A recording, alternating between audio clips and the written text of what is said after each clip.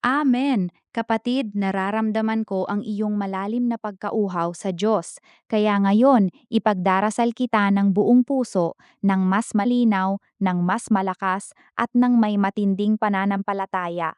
Panalangin para sa iyo. Mahal na Ama sa Langit, Diyos na makapangyarihan, pinagmumulan ng lahat ng kapangyarihan at pagpapala.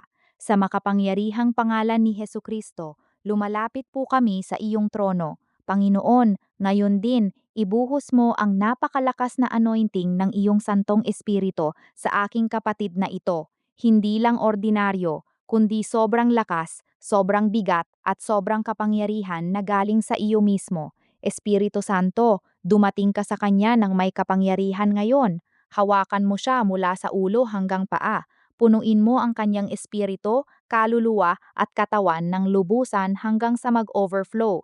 Bigyan mo po siya ng napakalakas na anointing na nagdudulot ng tunay na pagbabago, kapangyarihan ng Santong Espiritu na nagpapagaling, nagpapalaya at nagdadala ng himala, apoy ng iyong presensya na nag-aalab sa kanyang puso, lakas na lumalampas sa kanyang sariling kakayahan, bagong antas ng intimacy at karanasan sa iyo, at mga kaloob ng Espiritu na gagamitin para sa iyong kaluwalhatian. Panginoon, tanggalin mo ang bawat hadlang, bawat takot, bawat pagdududa, at bawat bagay na nakakapigil sa daloy ng iyong kapangyarihan. Buksan mo ang langit sa kanya ngayon, hayaan mo siyang maramdaman ang iyong kamay na nakapatong sa kanya ng may bigat at init ng iyong anointing. Sa ngalan ni Jesus, tinatanggap namin ang malakas na anointing na ito ngayon din. Dumaloy ito ng walang tigil, lumalim ito araw-araw, at lumakas ito habang lumalago ang kanyang pananampalataya.